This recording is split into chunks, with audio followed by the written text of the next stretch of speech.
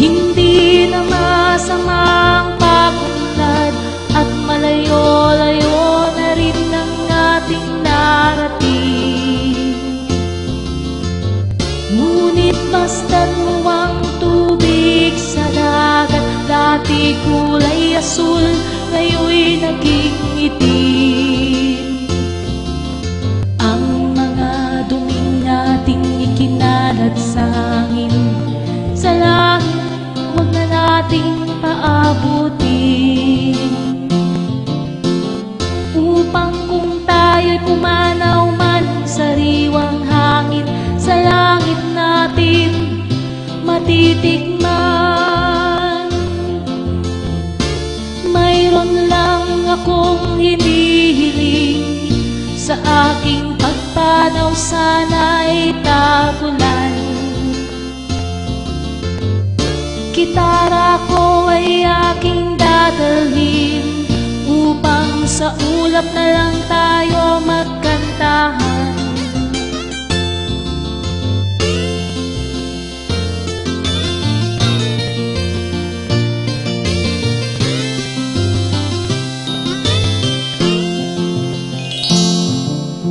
Ang mga batang ngayon lang isinilang, may hangin pa kayang matitikman, may mga puno pa kaya silang aakyatin, may mga ilog pa kayang lalamuyan.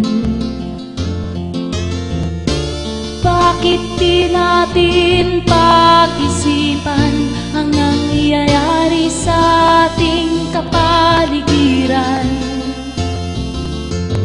Hindi na masamang pagunlad kung hindi nakakasira ng kalikasan.